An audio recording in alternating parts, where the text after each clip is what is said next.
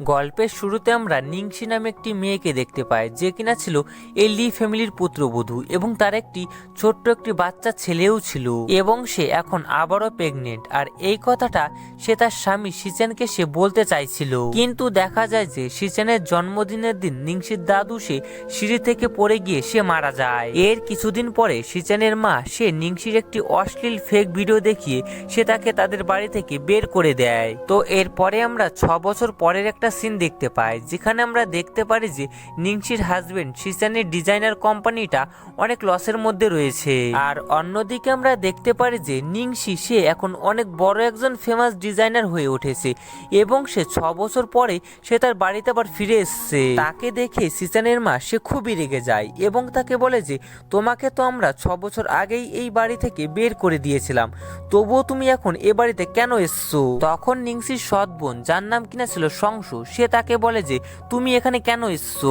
আসলে নিংসির সৎ বোনই সে নিংসির এই খারাপ ভিডিওটা সে বানিয়েছিল এবং সে এই ভিডিওটা সবাইকে দেখিয়েছিল। এরপরে নিংসি সে সবাইকে বলে যে আমি এখানে এসেছি তোমাদের কিছু গিফট দেওয়ার জন্য। এটা বলে সে কিছু কাগজ সে ছুঁড়ে মারে এবং সবাইকে বলে যে তার আরো 2টো সন্তান আছে। আর এটা জেনে তারা সবাই অনেক বেশি অবাক হয়ে যায়। এর পরের দিন শিচান সে নিংসির সঙ্গে দেখা করে এবং তার কাছে ক্ষমা চায় এবং তাকে বলে যে আমি তদন্ত করে দেখেছি যে ওই 6 বছর আগেকারের ওই ভিডিওটা ফেক ভিডিও ছিল, তাই এখন তুমি আমাকে ক্ষমা করে দাও এবং সমস্ত কিছু ভুলে চলো আমাদের সঙ্গে বাড়িতে চলো। এটা শুনে নিংসি সে তাকে বলে যে এটা অনেক দেরি হয়ে গেছে, এখন আমাদের ডিভোর্সও হয়ে গেছে। তখনই সেখানে তাদের ছেলে চলে আসে এবং তাকে দেখে নিংসি সে খুবই ইমোশনাল হয়ে যায় এবং তখন শিচান তাকে বলে যে এখন আমাদের কোম্পানিটা অনেক লসের মধ্যে রয়েছে আর তুমি অনেক ভালো একজন ডিজাইনার, তাই তুমি যদি আমাদের কোম্পানিতে আবার জয়েন করো তাহলে আমাদের কোম্পানিটা আবার আগের স্থানে চলে আসতে পারে, হয়তো না হলে আমার পুরো পরিবার একদম রাস্তায় চলে আসবে। এটা শুনে নিংসি সে রাজি হয়ে যায় এবং তাকে বলে যে আমি এই সমস্ত কিছু করছি শুধুমাত্র আমার ছেলের জন্য। এর পরের দিন নিংসি সে তাদের কোম্পানিতে জয়েন করে আর এটা দেখে তার সৎ বোন সংশু সে অনেক বেশি জেলাস ফিল করতে থাকে। অন্যদিকে দেখা যায় যে নিংসি সে এখানে এসে তার দাদুকে সে অনেক বেশি সে মনে করছিল এবং তার স্মৃতিগুলো তার চোখের সামনে যেন ভেসে উঠছিল। এরপরে নিংসির কাছে একটি ইমেল আসে এবং তাকে জানানো হয় যে তার দাদুকে কেউ একজন মেরে ফেলেছে, তার দাদুর মৃত্যুটা কোনো অ্যাক্সিডেন্ট ছিল না। এটা শুনে নিংসি সে অনেক অবাক হয়ে যায়। এরপরে রাতের বেলা নিংসি সে তার বাচ্চাদের নিয়ে সে শিচেনের বাড়িতে চলে আসে। তখন শিচেনের মা সে তাদের বাচ্চাদের দেখে সে অনেক বেশি খুশি হয়, কিন্তু সে নিংসিকে দেখে সে একটুও খুশি হয় না এবং তাকে বলে যে তোমার বাচ্চাদের জন্য আমি তোমাকে এই বাড়িতে ঢুকতে দিয়েছি, না হলে তোমাকে আমি এ বাড়িতে কখনোই ঢুকতে দিতাম না। আসলে নিংসি সে এখানে এসছে তার দাদুর খুনিকে সে খোঁজার জন্য। এর পরের দিন নিংসি সে হসপিটালে গিয়ে সে জানতে পারে যে তার দাদুকে কেউ একজন বিষ দিয়ে মেরে ফেলেছে। এটা শুনে সে অনেক অবাক হয়ে যায় এবং সে এখন জানতে চাইছিল যে তার দাদুকে আসলে কে মেরেছে। এরপরে নিংসি সে যখন হসপিটাল থেকে বেরোয় তখন সেখানে কিছু ভাড়াটে গুন্ডারা চলে আসে এবং তারা নিংসির ব্যাগটাকে ছিনিয়ে নেওয়ার চেষ্টা করে, কিন্তু তখনই সেখানে শিচান চলে আসে এবং সে তাকে বাঁচিয়ে নেয়। এরপরে নিংসি সে বাড়ি এসে সে বুঝতে পারে যে তার হাজবেন্ড তাকে এখনো অনেক বেশি ভালোবাসে, কিন্তু তাকে এখন এটা খুঁজে বের করতে হবে যে তার দাদুকে আসলে কে মেরেছে। এরপরে আমরা দেখতে পারি যে সংশু নিংসিকে এই কোম্পানি থেকে বের করার জন্য সে অনেক চেষ্টা করে, কিন্তু শিচেন সে তাকে সাপোর্ট করে এবং তাকে বলে যে তোমার যেটা ইচ্ছা তুমি সেটাই করো, আমি তোমার সবসময় পাশে আছি।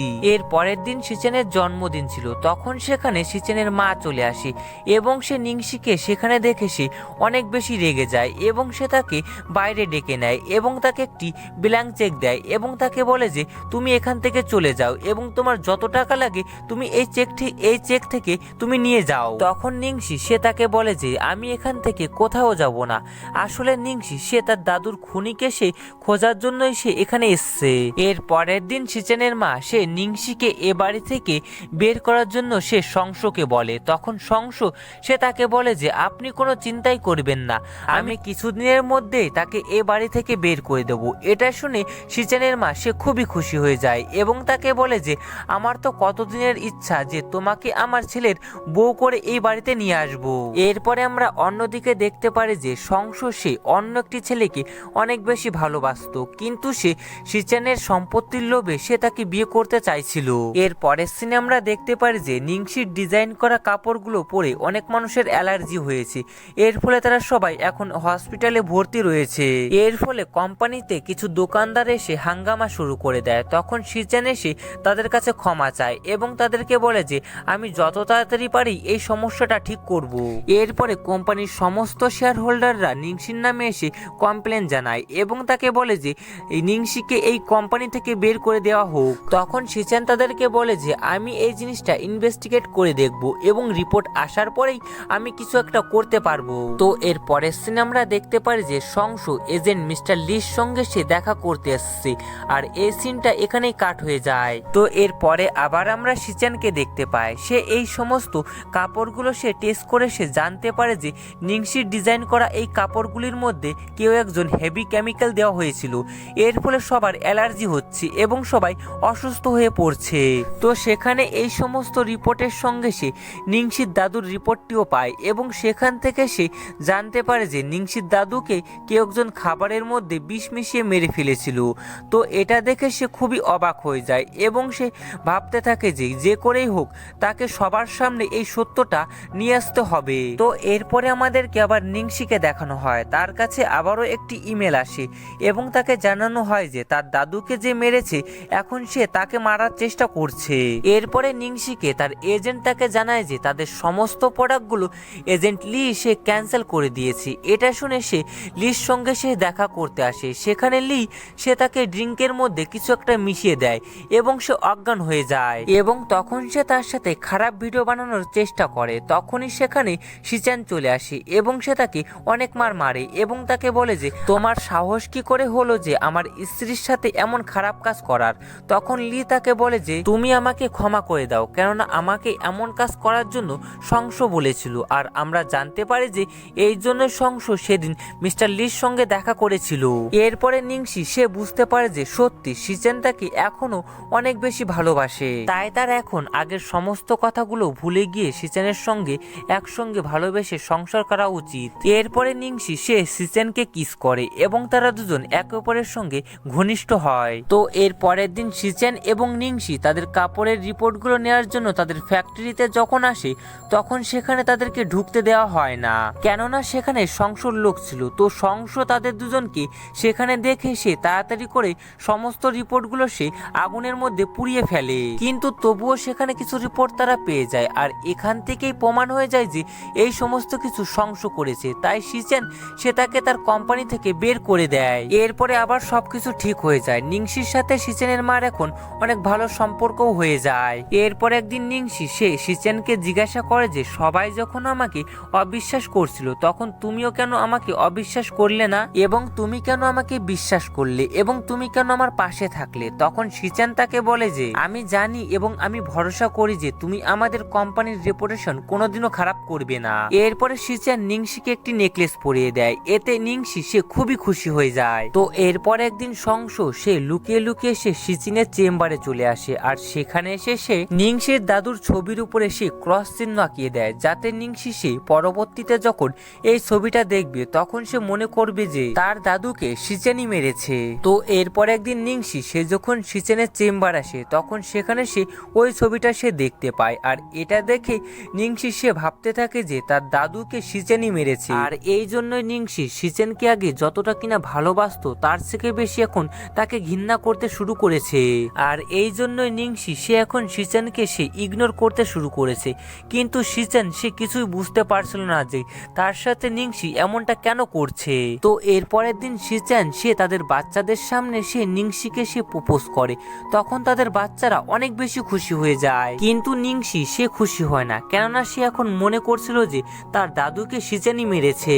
কিন্তু তবুও সে তার বাচ্চাদের মন রাখার জন্য সে শিচেনের দেওয়া রিংটি সে নিয়ে নেয় এবং পরের দিন সে শিচেনকে সে রিংটি আবার ফেরত দিয়ে দেয় এবং তাকে বলে যে যখন আমাকে বাড়ি থেকে বের করে দিয়েছিল তখন তো তুমি কিছুই বলনি, উল্টো তুমিও সবার মতো আমাকে ভুল বুঝেছিলে আর এখন তুমি এখানে ভালো সাজার নাটক করছো। শোনো, আমরা দুজনে কোনোদিনও এক হতে পারবো না। এটা বলে সে সেখান থেকে চলে যায়। আর তখনই আমরা একটি ফ্ল্যাশব্যাকে দেখতে পারি যে নিংশি আসলে যেটা ভাবছে সেটা সত্য না। শিচেন নিংশি সবসময় খেয়াল রাখতো এবং সে তাকে সবসময় অনেক বেশি মিস মিস করত এবং সেদিন সে তাকে বাড়ি নিয়ে যাওয়ার জন্য এসেছিল। তো এরপরে আবার আমরা শিচানকে দেখতে পাই, সে অনেক বেশি ড্রিঙ্ক করে সে বাইরে বসেছিল আর তখনই সেখানে নিংসি চলে আসে এবং সে তাকে বাড়ি নিয়ে যাওয়ার জন্য আসে। তখন শিচান সে নিংসিকে সে জিজ্ঞাসা করে যে হঠাৎ তোমার কি হলো, তুমি আমার সাথে এমন খারাপ ব্যবহার করছো কেন? তখন সে তাকে কিছুই বলে না।